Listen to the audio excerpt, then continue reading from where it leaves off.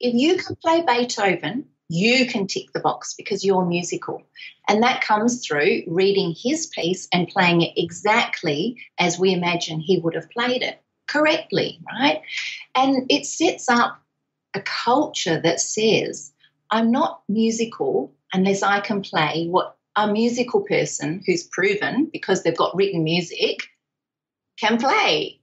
And I say, no. You're watching Tim Topham TV, the piano teaching podcast, episode number 65.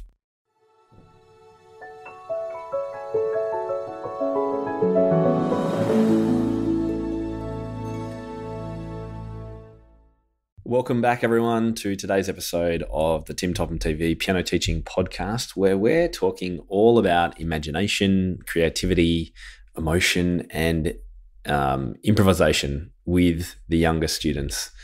And my guest today, Lyndel Kennedy from Perth in Western Australia, is just a superstar in this area, and she's doing something which in itself is incredibly creative.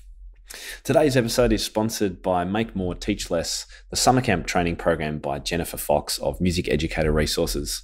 As I've been mentioning in the last few episodes, I'm really keen to promote the idea of people down in Australia here and in the Southern Hemisphere running summer camps over the December-January period, which is when our summer is, of course.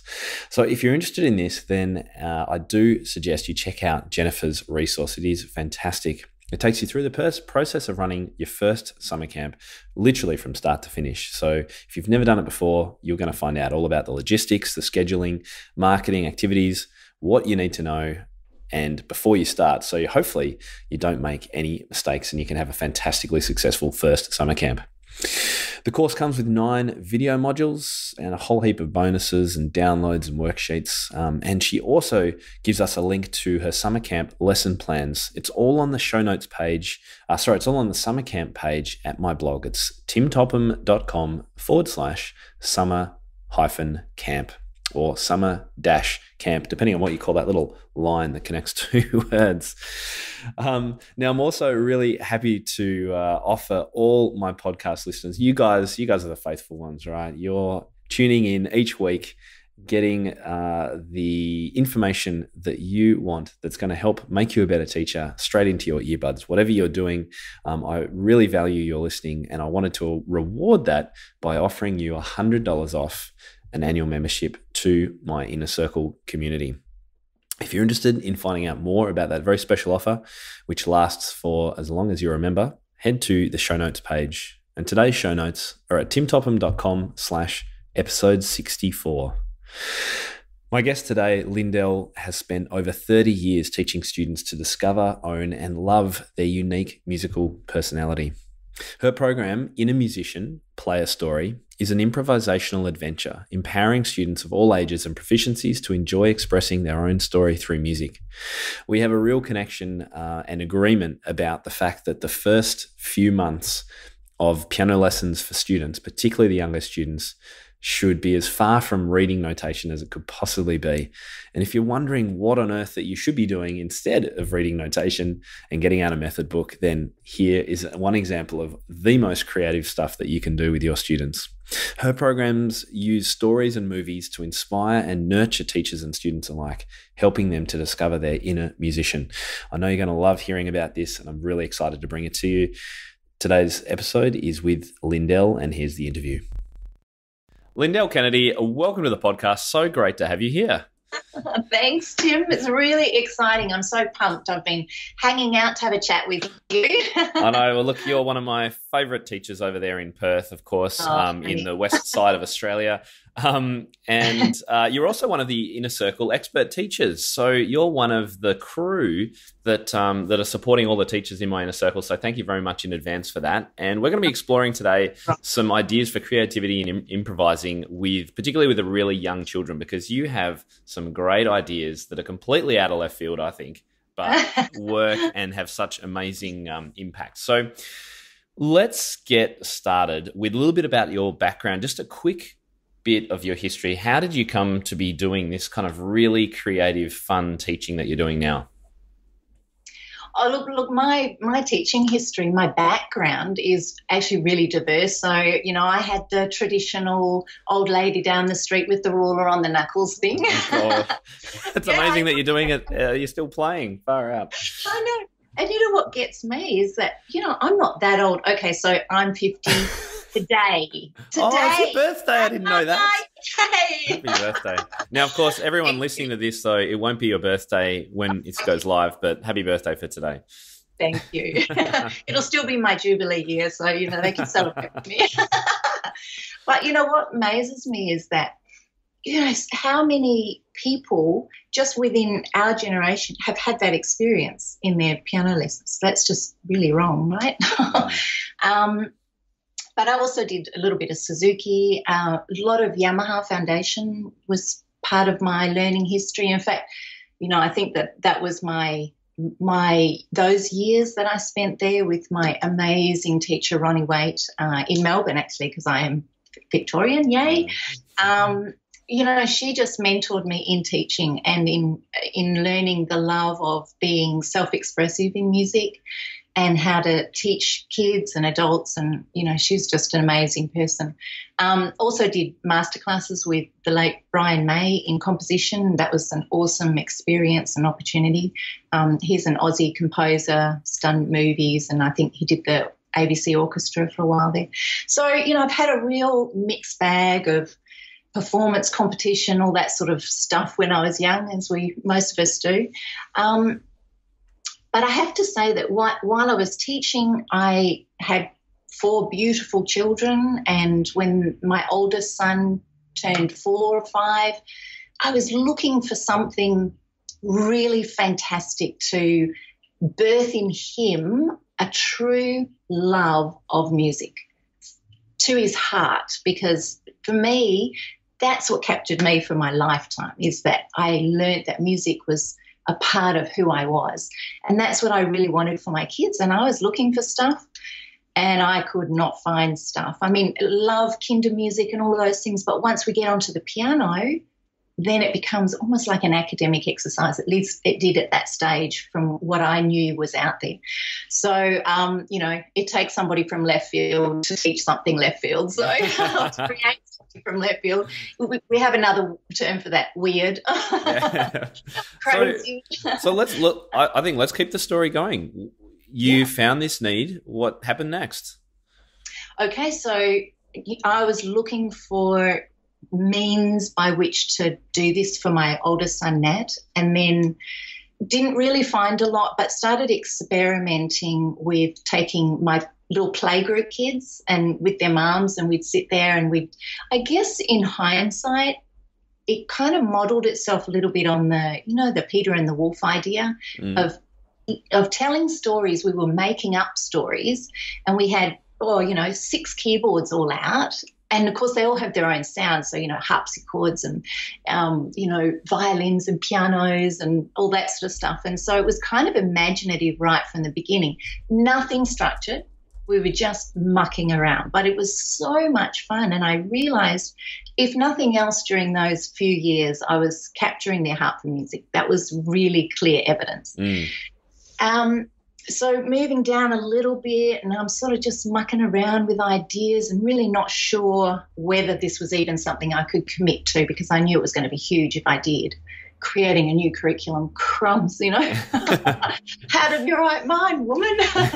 And so then little Josephine comes along. She's my 4th daughter. And I remember one day, they were on it was the first day of school, and little Josephine's my last leftover child, and so she's off colouring in, drawing, I don't know what she was doing somewhere. And, every mother has this moment, what is it that I used to enjoy doing in my former life? Because I just am so busy. And I went, I'm going to turn my stereo on full bore and listen to my favourite music, and I'm not going to do anything else. So my favourite music at that time was actually the soundtrack to The Mission. Oh, yes, beautiful. Ennio Morricone, yeah, beautiful. Love it. Yeah. So, you can imagine, right, if you know that music, and to all of our listeners, go listen to it. Absolutely. It's just beautiful. And so I've got it up full ball. I've got my eyes closed and I am transported to another world, just what I wanted. And I open my eyes and here's little 4-year-old Josephine sitting on the steps with tears streaming down her face. And I'm going, hang on a second, she's only 4. How could she relate to this music? And she has no experience like I do. I can connect it. If nothing else, I connect it to the music, to the movie. Yeah. So I asked her, what's wrong? Why are you sad? I cried, yeah. And she just said, oh, this music is so sad. Oh, wow. Is that amazing? Yeah. We almost think that 3-4-year-olds, they don't relate to music like that. That's exactly what I knew to be true. Yeah. We had the Wiggles, right? Yeah, everything's happy. Spaghetti. And so I pulled her into my arms and I turned the music down. I actually didn't turn it off. I just turned it down because I was really intrigued to find out what was going on in her head. What was she relating to and where was she getting her associations from? So we cuddled up on the couch and I said to her, what's happening in the music? What can you see happening? And she just looked at me and she said, oh, it's a butterfly and it's lost its mummy and it's so sad. And I just went, of course, this is her world. This is her life. She has experienced things, emotional things. And so inevitably as the music turns mood and shifts gears and whatever, we just kept listening and it became more hopeful and upbeat. And she just turned around and she said, oh, it's okay, she's found her mommy. Oh, how adorable. And so, then we just started making up stories to this one soundtrack of these adventures of this butterfly.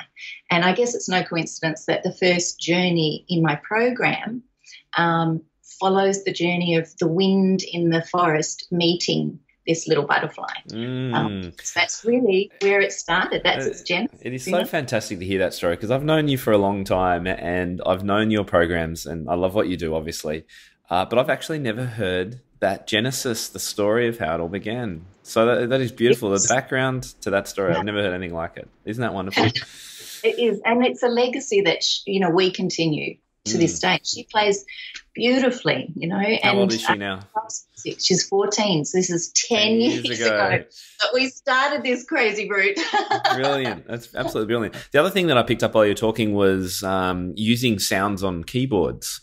And Paul and I in our recent workshops around Australia, we've been talking about this. We often forget as teachers that so many of our students are playing on digital pianos, which have all these sounds and rhythms and beats and things in them. And I find, I don't know about you, but unless I really ask my students to explore them, they don't really think to press all those buttons for some reason. That's what I find anyway. We have to encourage them. All right. And you know what? I think it's partly our culture of the piano lesson. It's almost frowned on. You should use the piano sound. At least an acoustic piano, but if you can't do that, at least use the piano sound. Yeah, it's true, but we're missing out on so much, isn't it? I mean, you hold down a big chord with a string sound and, wow, we've got a soundscape. Pipe organ, for crying out loud. A pipe organ, yeah. And I have to say, laying down foundations of orchestration for future composers, that is huge. If we could just touch on those ideas while they're in our care, that just opens a whole new career line actually to them, especially with the whole incredibly fast-moving industry of gaming music, which they're so into. That's orchestration. That's all it's about. Yeah. So play a flute like a flute, not like a pipe organ. Yeah. And you'll get this idea of how to that's totally off subject. I know. But, it's an important argument because there is still a very strong anti-digital piano, although I think it might be changing because the technology is improving very fast and the quality of digital pianos now is pretty extraordinary. And I think the lines are going to blur and eventually cross completely. Yeah. And I have to say, I was watching all your podcasts on internet teaching, and I've since downloaded the Internet MIDI program, because I have quite a few internet students all around Australia.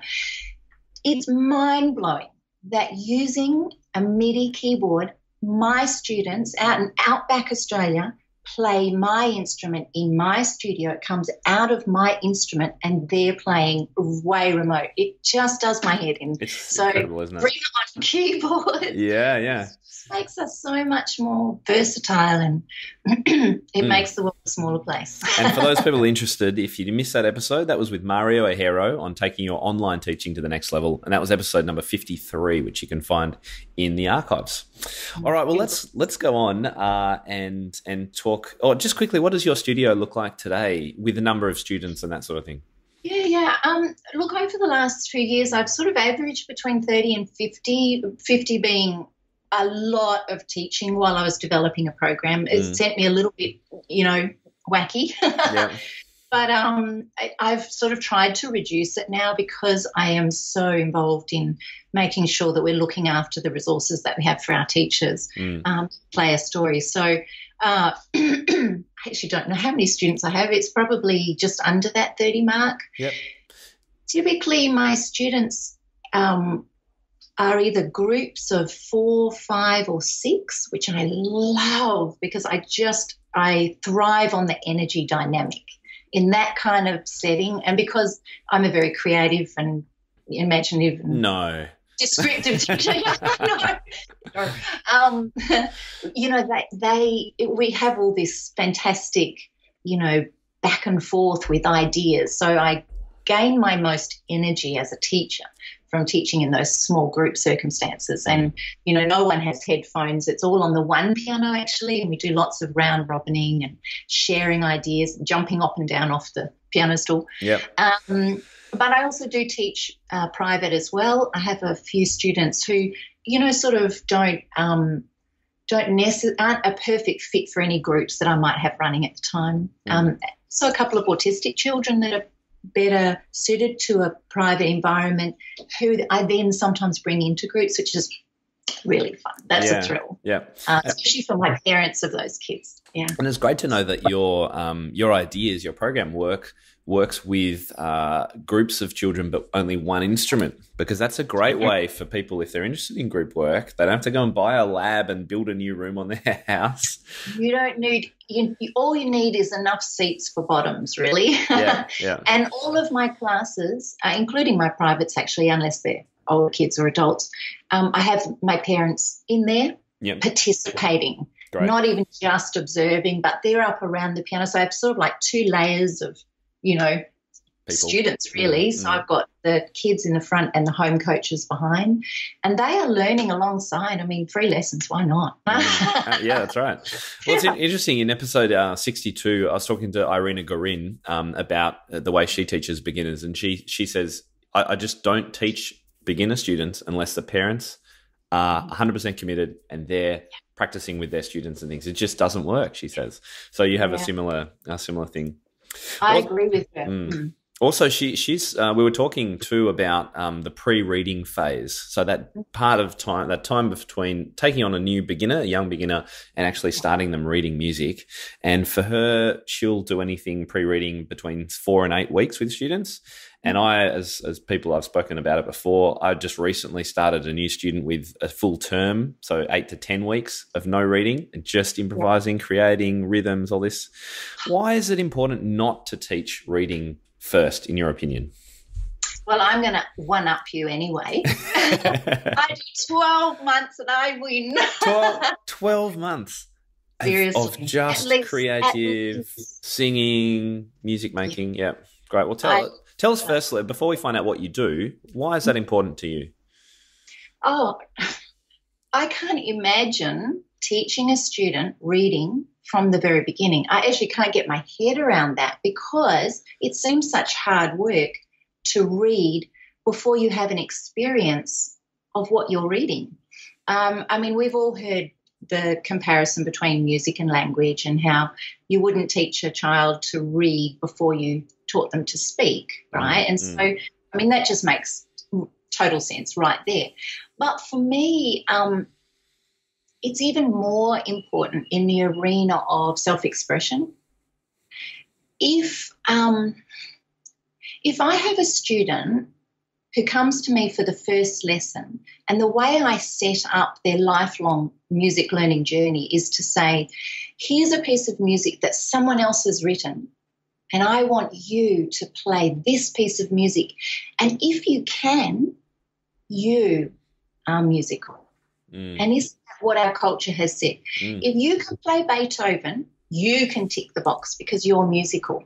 And that comes through reading his piece and playing it exactly as we imagine he would have played it, correctly, right?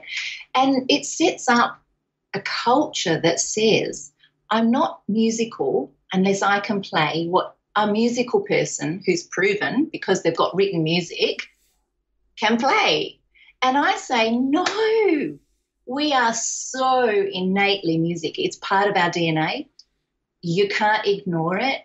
We live, breathe rhythmically with beautiful, perfect pitch when we speak. We don't talk like robots. And all of these things point to the fact that we are musical. So how do we get people in our Western culture to understand that? We unveil it. We allow them to take off the layers and to experience music from the inside out. And so they can say from the very first lesson, I'm musical because I play the piano. It emerges from inside out. And then I'm so musical that I think I could even create compositions and have them written down. And why would I do that?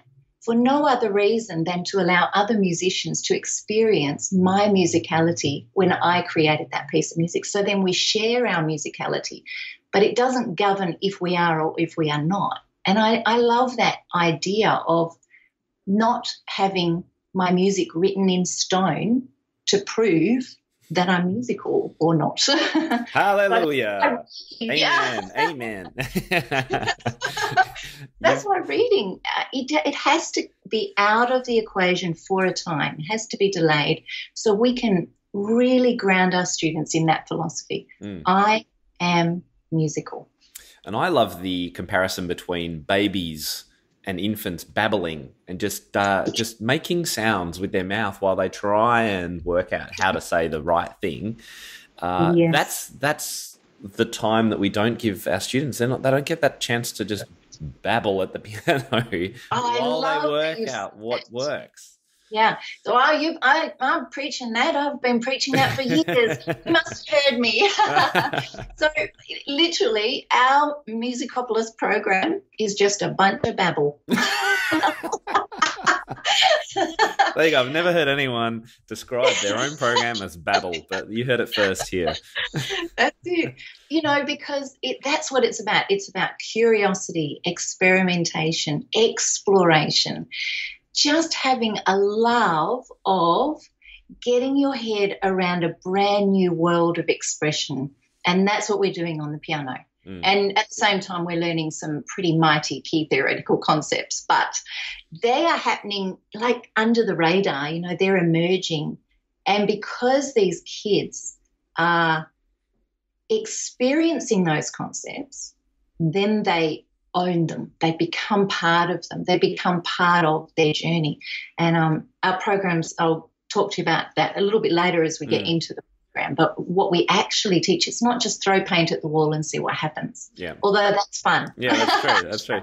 Well, look, I think anyone listening will have to have been convinced by your comments just before about the importance of not reading first.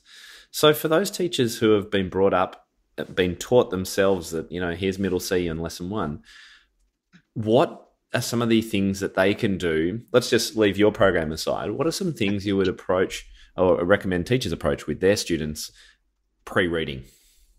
Yeah. Oh my goodness. There's so many fun things to do, right? Give us a few ideas.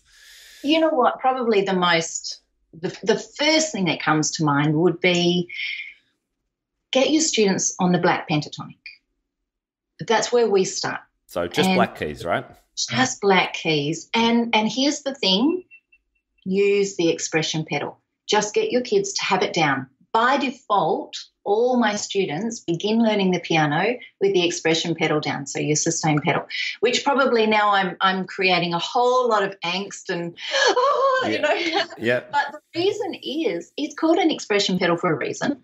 It gives music life, especially on the pentatonic, because we know that every black note has been, you know, I mean, the sound waves create harmony just by using black notes. So as long as you don't fall off the logs and into the water, don't play on the white, you're fine. Yeah. And so, you know, start with that. And if we're talking about really young kids, please go to where they're at. Find out what flicks their switch, you know, are the boys talking about you know, Star Wars scenes, are they into that? Or are the girls into the fairies and the princesses? Honestly, improvising is actually creating a musical dress-up corner. That's what we're doing. Say that again. Musical improvisation is setting up a musical dress-up corner. So what do kids do at this age? What's their favourite activity, not only at home but once they hit kindy and into preschool? There is always a dress-up corner, and they just flock to it, and they put on the little uniform of the fireman, and they, you know, have a little hospital corner, and it's the, you know, the playing the mummies and daddies, and it's the whole concept of role-playing, right? And what are we doing in music? We're just role-playing. We're just expressing, how does it feel like to be heartbroken? You know, have a look at all the titles of the billion-dollar music sales industry, and every title tells a story. Why? Because human beings are driven by story. So let's take it back to your question. Tip one. Actually, sorry, no, let me interrupt you. Just on that, you've talked emotion very much, a lot of talk about emotion, and I think that's also something that gets missed when you start with reading. It becomes this very academic thing, and then we go and we ask students, okay, so let's add some emotion to that now. And I can see why your approach makes that an argument or a discussion you don't have to have with your students, because they're coming at music from an emotional perspective. It's just exactly what I was going to say. I don't have students who perfect a piece, you know, when they then advance into Beethoven. When they perfect a piece, they don't play the emotion, they don't practice the emotion out. It's always there in every bar, in every note that they play, because they have a culture of music is emotional. And so therefore, I tell you what it does, it preserves that absolutely perfect first love of why I'm playing this piece. Why did I choose this piece? Because I heard it, hopefully, I heard it and went, oh, I love that piece. I want to play it. And what happens is traditionally we practice it, cut it up into so many pieces. By the time we finished it, we can't remember why we wanted to play it in the first place, because it's lost the first love and how hard it is to get that back. I say, don't lose it. Don't lose it in the first place. Love your practice. Love perfecting. Yeah. So pentatonic. Yeah, so ideas, yep. So pentatonic, black notes, pedal down. Yeah, exactly. And then tell a story. So that's a simple thing you can do as well. That's relevant to the child. Yes. Yeah, find out what they're interested in. And, I mean, we actually, in our program, we have a segment that's totally improvisational in the sense that nothing's structured even around the subject material. So totally away from the program, called Play My Story. And the kids love it. So they'll bring in their pictures and they'll put it up. In fact, they're all racing to the piano. To start with, I don't get a word in. They all just got all their picture scrapbooks that they've done, and they're lined up around the piano and they're going, can I go first this time? You know, it's just beautiful. They stick their picture up. They may explain some of their picture if it's not quite clear. And then they will play across the piano, usually adopting the theoretical concepts that we've learned so far, because obviously you want them to include those in their playing. But they've chosen the dynamic quality, the feel, the sense, the range of the piano, what's most appropriate for their picture, the speed, the tempo, the whole thing they've become completely in charge of. And what a liberating thing for a 4-year-old to finally be in charge of something in their life. Absolutely. Yeah. Yep. And so it's very empowering, and it's a performance moment, because even if it's a private student, they are performing for me and for mum and for their family, because their family is listening to that. So it's a validation of their musicality, which is utmost. And do you get them to go home one week and draw this picture and then come back the next week with it, sort of thing? It's actually a standard in my studio. Even my advanced students, they all compose, improvise, whichever end of that spectrum they're up to. And, of course, every composition comes from improvisation. And they bring to me their inspiration. I mean, obviously my older students don't really draw pictures anymore, or bring ice cream containers full of caterpillars, which happened this week. I'm going, don't crawl out on my piano. Honestly, she bought this container of caterpillars and she played caterpillars all over the piano. It was priceless. Just gorgeous. So what do the older students bring?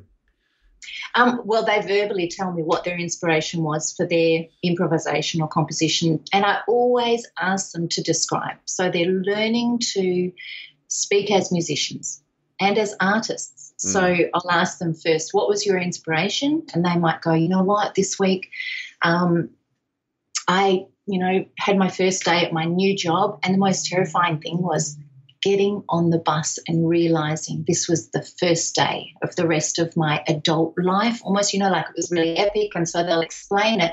But then what I'll do is I'll say, okay, now tell me musically how you've expressed that on the piano. And so I'm asking them to tell me about the dynamics and about the key signature, about the process of the evolution from improvisation to composition. And it's good for them to think that through. It's not just I chose 5 notes at random and then I, made them upside down and then I made quadrupuntal harmony around it and la, la, la. I want to know, how did they arrive at telling their story? Because that keeps that emotional context, yeah.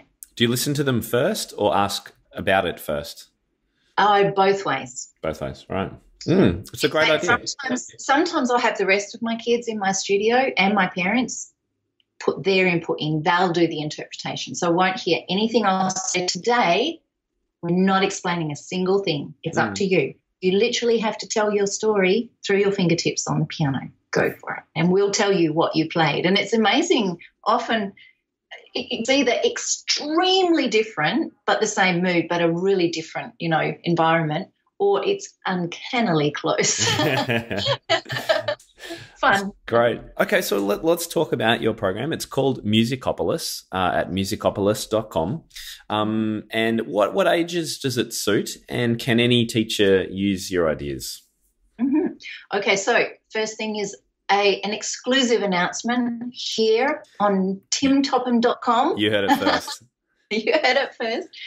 We are now called, instead of musicopolis.com, and you can still find us there, there'll be a link towards that, but we're now called innermusician.com. Oh, here we go. I didn't even know this before the interview. That's nice. I know. Nice way to surprise me. I love it. Innermusician.com. You're the first human being outside our little organisation here that's heard it. Brilliant. I love the name too. It's so apt for what you're doing. Yeah. What ages?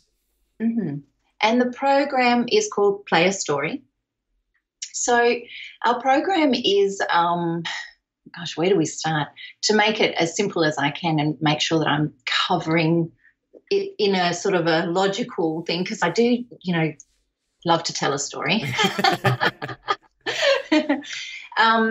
So let me start by saying that I've taught teachers all over the world to teach our program. We've had over 300 teachers teach our program, and we have about 1,000 students. We have about 4,000 views on our program material. That's cool, per month.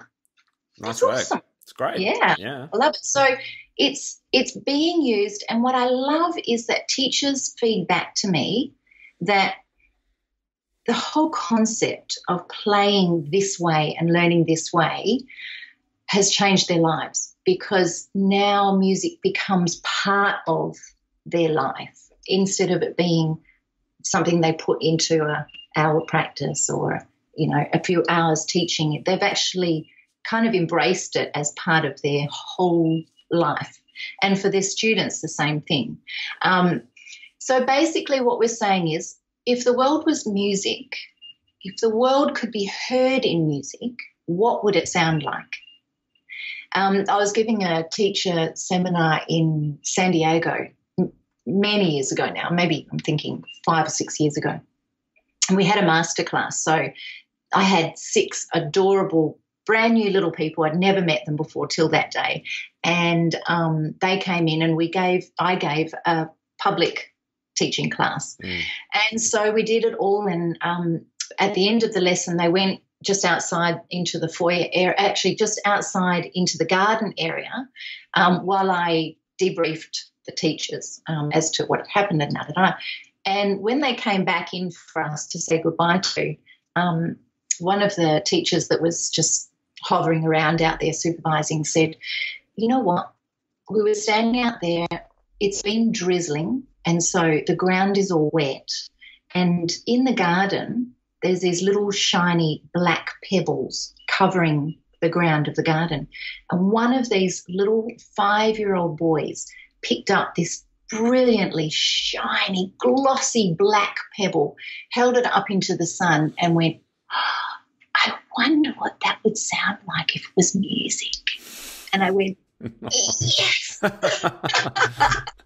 So that's what we do, is we take ideas, circumstances, environments, and we interpret them musically.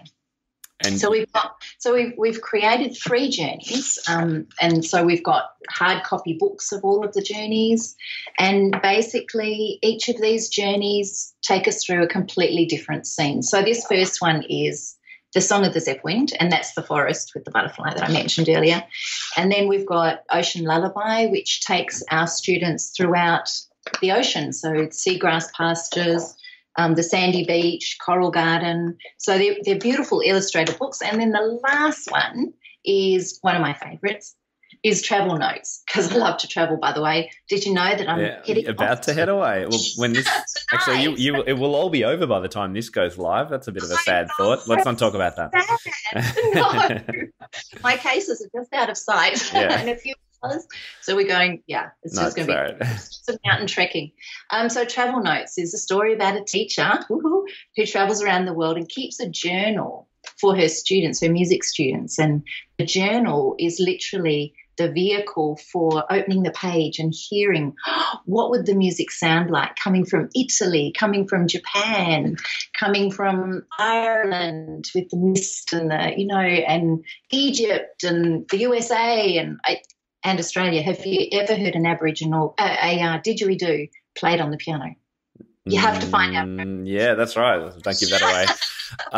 And for something, let's just take one of those, for example. Let's say one of the locations is Spain. So the student gets some pointers. Do they get some patterns that they can explore from? How does it work? Yeah. Okay. So within each journey, we've got multiple scenes, right? And each of those scenes covers what we call a musical motif.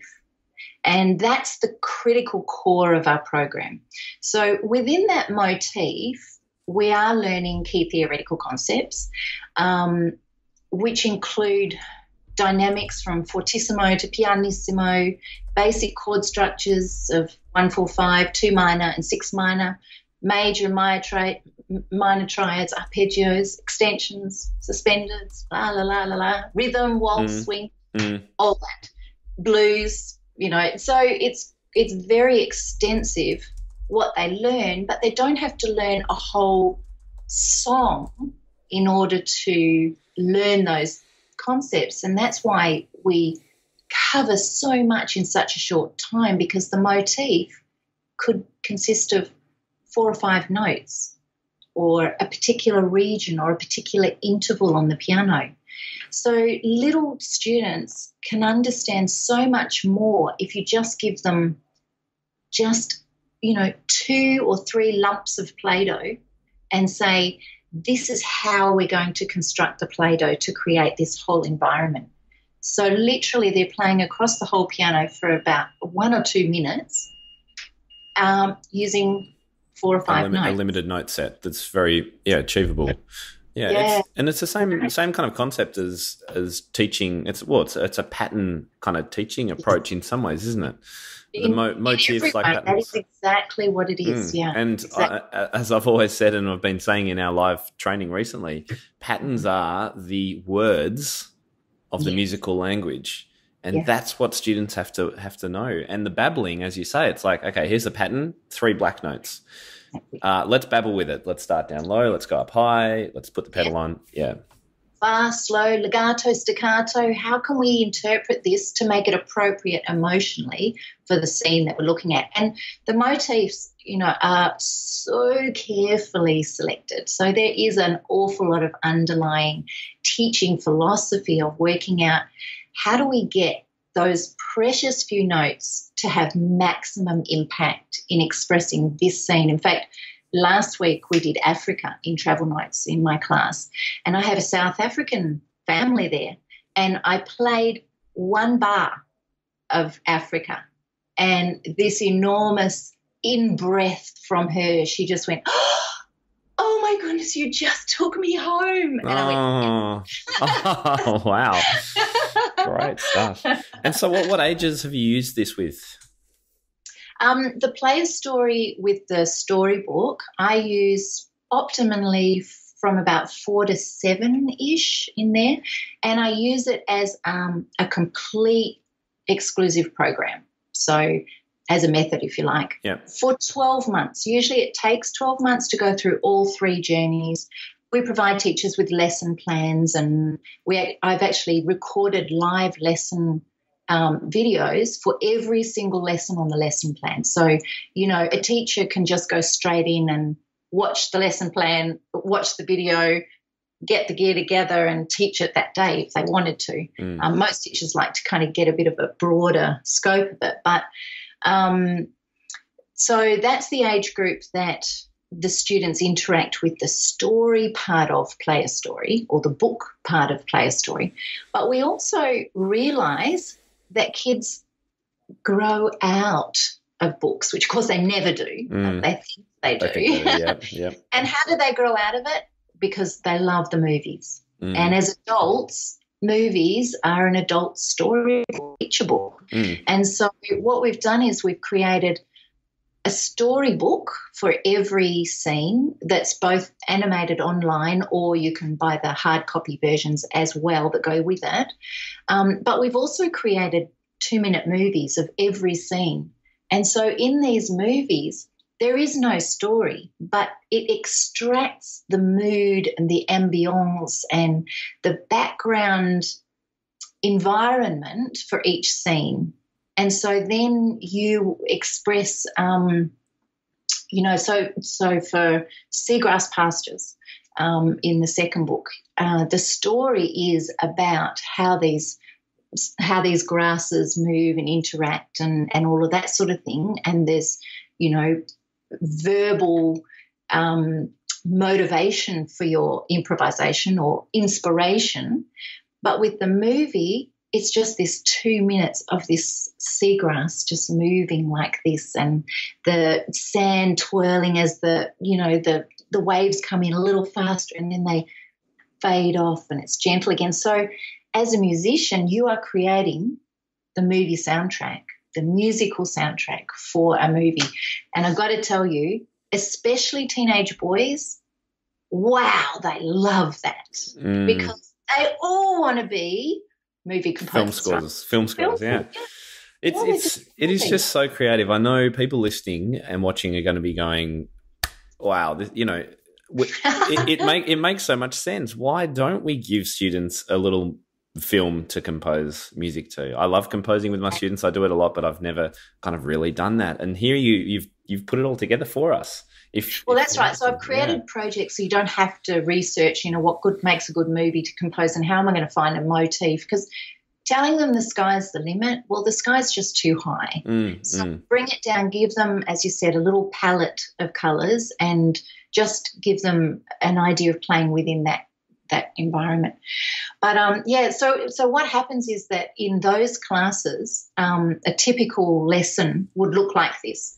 We would listen to, well, we first of all always do play my story, and when that's done, we listen to the storybook with the animated story and the voice and the sound effects and a musical score. So there's actually already an orchestral score, and it doesn't follow the motif, and it's not something that they're supposed to try and play. What it is, it's an emotional card setting. It's like a place setting. So that they know what we're trying to achieve with this story. And then they describe how they feel about the music, and we take those words literally off the whiteboard and we put it onto the piano. So then I'll demonstrate the motif while I read the story so that they're seeing, so now the butterfly's making a chrysalis and going to sleep for a long time. So my music is telling that story, and they're getting, I got to tell the story here. Then they get on the piano and I show them the motif, which they learn in a matter of seconds. So it's really quick learning, and then we round robin and they'll experiment by getting on, and I'll explain the story in bits, one section of the story for each student, so they get a little bit of a different feel as they play through. So then when they go home, they've got everything online. They've got a coaching session, which is actually like a lesson review summary of what happened during the lesson, where the motif is broken down into quick little, like about 4 or 5 2-minute teaching segments at the piano, showing exactly how to break the motif down, especially if they're beginners. That's really good. Parents can get back on board then if they've had a really busy day and they weren't really present. This happens. And then they watch the easy demonstration, which is a piano being played with the story at the same time, so they get to see the connection, which is really important. And then they go ahead and they can either play to the story with just sound effects, and the text is just written up on the screen as they play. Therefore, someone else can read the story, so it becomes like an ensemble, because that's what an ensemble is, playing with other characters, right? Or they can actually play it with the story being read, sound effects, but no music, because they're creating the music. Brilliant. So that's how that part of the program works, and that's what I use exclusively for that 12 months. I also use the program alongside what I just regularly teach. And so for 10 minutes, say at the very beginning, I like to do it at the beginning because it's a kind of a good relaxer. It's a good icebreaker, warm-up, is we do one of the scenes, and especially if they're advanced students, I'll have them, again, watch the movie with the music to get that emotional context. And then I'll have them watch the advanced demonstrations at home so that they can I have them pick 3 ideas from the advanced improv, which, of course, is still got the motif, but with all sorts of artistic license. So I have them pick 3 ideas. They have to articulate what those ideas were and demonstrate it in their improv the following week. So it can take 10 minutes, but it's critical to keep that foundation of I am musically intuitive.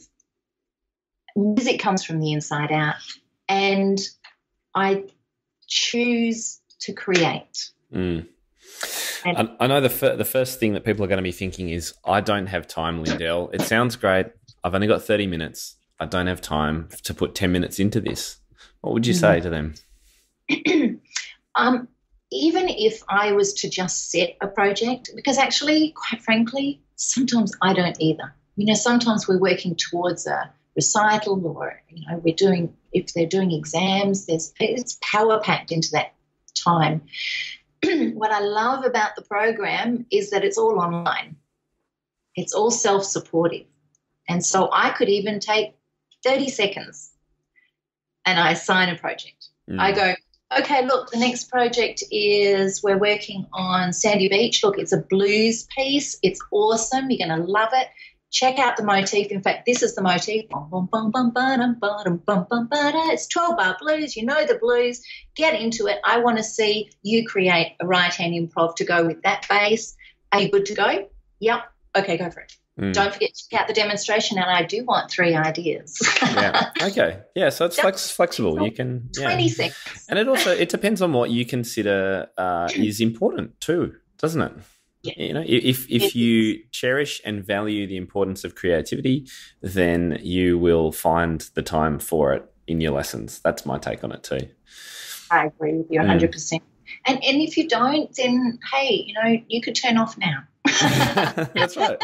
Well, look, I think there is a big movement in piano pedagogy around the world to more creative approaches, and so that's why it's just great that you've built this incredible resource and you've refined it over 10 years. And some of the stories you've told me of how you got the footage, like this isn't stock footage, guys, from some website that she's just paid for. Lyndel I had the wetsuit with the rips as I rolled around the broken edge reef to take the flipping footage under the ocean. And the story of getting the icicles you went to the ski slopes, and yes, we have ski slopes here in Melbourne.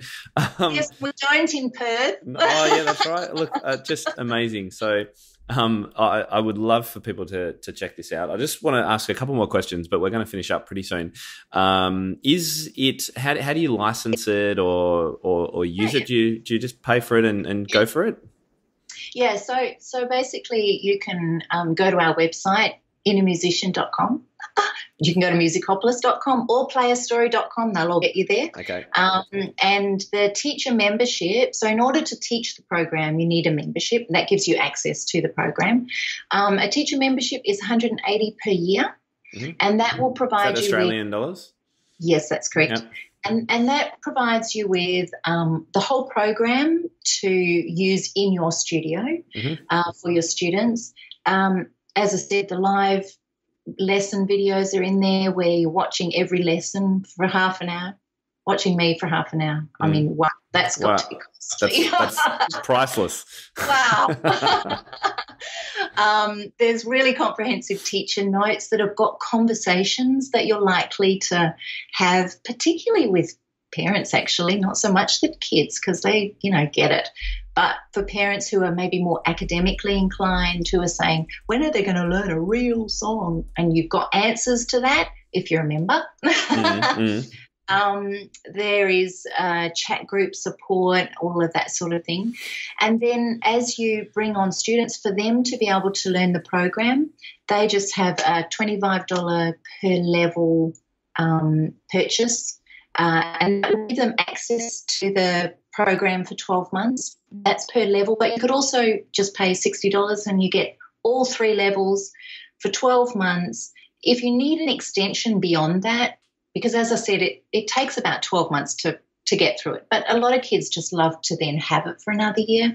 So you can then just purchase another $15 extension for another 12 months, even if you bought all 3 levels or whatever.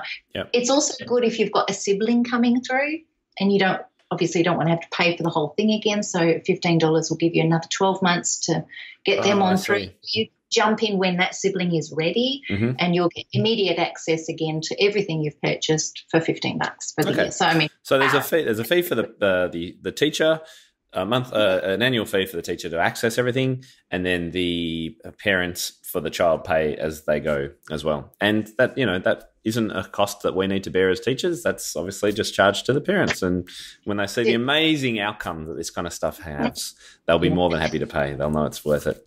And I think the great thing is too, Lyndel. Sorry, I was just going to say our teachers can purchase the material for their students and have them linked into their teacher dash so they can actually see what activity their students are doing online. Okay. Or a student can go in and just purchase it directly as an individual and they can deal with it. Yeah, sure. I was going to say that the great thing I think about this method and all the things that I encourage teachers to do is that you don't have to ditch your current way of teaching. This can be a brilliant add-on or alternative, particularly for that beginning, that pre-reading phase. If you're looking for ideas and you think that what we've been talking about makes a lot of sense, then here is a ready-made program for you. Yeah. really easy to use, easy to teach, straight out of the box. There's not a huge learning curve for teachers unless this is also a brand new environment for teachers, and that's precious. If you're a teacher and you've been teaching for 30 years like I have, if you're a teacher who's never done an improvisational experience, get on board and just do it for yourself. It's really rewarding. And then pass that on to your students. And that learning curve is just fun. It's not an intense, oh my goodness, I have to get these lesson plans into, it's all there. Just watch and go. Yeah, that's great. And do you have some trial resources or some videos of you teaching that are freely accessible that teachers can find? In fact, we've got sneak peeks. So once you get onto the website, you can have a look at those. As soon as you hit that, just look for sneak peeks. But we also, in fact, I'll give you some links, if you like, to add to the show notes to just a couple of little visual summaries of some of the conceptual stuff that we've been talking about today, and also some little sneak previews of those live lesson videos, if that will be helpful, because then teachers can go, now, what does that actually look like? Literally, it puts flesh on the curricular bones, What are the conversations that come up, and how do you play around with those conversations in a live setting? And you know what? We would love to offer your teachers a bit of a bonus, if that's okay with you. Of course it is. I love hearing about this. Share the joy and share the love. So please, we're going to offer a 20% discount on new teacher memberships for the next 4 weeks. So probably the best way to work that is if you just contact us through the website and ask for a voucher. We'll apply that to your membership as soon as you sign on. Okay, so you're talking now to the teachers who are interested, or will we put the code on the show notes? What's the best? Will it be the same code for everyone? Probably. Let's figure that out. Okay, all right. We're going to edit this in a few weeks because I'm going to be OS. Beautiful, yeah. Yeah, so all right, we'll work on that. But there will be a discount for all the viewers and listeners today. Thank you very much, Lyndel. That is awesome. I'm loving what you're doing. And I think the other thing that I would say too is anytime teachers listening, if you are looking at trying something new with your students that's creative or a little bit outside the box, if you can possibly find a resource or a program that has online support for the student when they're at home that the parents can do, then it makes all the difference, I think. I think it is really, really important. And it's a reason why I like Piano Safari, for example. They've got so much online to help keep things ticking over during the week. It's so important. Exactly. And really, literally, they're taking a teacher home for the week. That's fantastic. And kids are so used to resourcing their learning online, more and more so in school, but also just YouTube. They're learning stuff. It's an era of learning. Brilliant. It's brilliant. Yeah. Lyndel else that we've forgotten to mention? I think that was pretty comprehensive. Yeah, I've had a ball, Tim. Yeah, You're me too. awesome. Me too. Lyndel, it's always a pleasure chatting with you. I can't wait till we catch up. I think. Yeah, we're having breakfast soon. Yeah. In Melbourne, beautiful. And then I'm over in Perth. Then I'm over in Perth for our Transform Your Teaching workshops in November too. So we'll perhaps catch up then. Yeah. Yeah, awesome. Be great. All right, I think we'll sign off there. Thanks again for your time. Enjoy your trip. Hope it goes well. Thank you, Tim. Yeah, love you. Thank you so much. See you later, Thank you for your job that you're doing, getting all of us teachers to communicate. Love it. You're welcome. Thanks for being a part of it. See you. All right. Bye. Ciao. Hi everyone, it's Tim here again. Thank you very much for listening to or watching today's episode. I do hope you got something out of it. I put them together to be as relevant and useful to you in your studio and your teaching as possible. So do let me know your feedback. If you've got any questions, comments, critique, whatever it is, you can email me at admin@timtopham.com. Now, before we go, I did want to mention a few little reminders. Firstly, if you're looking for transcripts of every episode from episode 50 onwards are available at the show notes page. And you can either view the transcript on screen or you can download it a PDF that you can use to research and refer to. To find the show notes of any episode of Tim Topham TV, just type in timtopham.com/episode and then the number. So e.g. timtopham.com/episode 20. Now, as you may have heard, I am offering currently you guys, my loyal podcast listeners, some of the most dedicated teachers I know, a $100 discount off annual membership of my Inner Circle. The code you need to access that is TTTV podcast, all one word. And the place you're going to find out more about what you get for membership, the benefits, hear some testimonials of current members. The place you go is timtopham.com/community. Finally, if you have a suggestion for a guest, I would always love to hear about it. A lot of you guys have some fantastic connections. So if you're thinking of anyone that would be really cool to interview, please email me, admin@timtopham.com.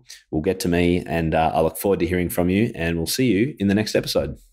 If the idea of a piano teachers community where you get to access the best educational resources, rub shoulders with expert teachers from around the world, and have immediate access to feedback for any of your questions, then Inner Circle membership is for you. The Inner Circle is my private community of piano teachers from across the globe who share a commitment to creating and delivering the most inspiring, modern, and progressive learning experiences for their students. Membership is now open, so head to timtopham.com/community to find out more and get involved today. I can't wait to see you on the inside.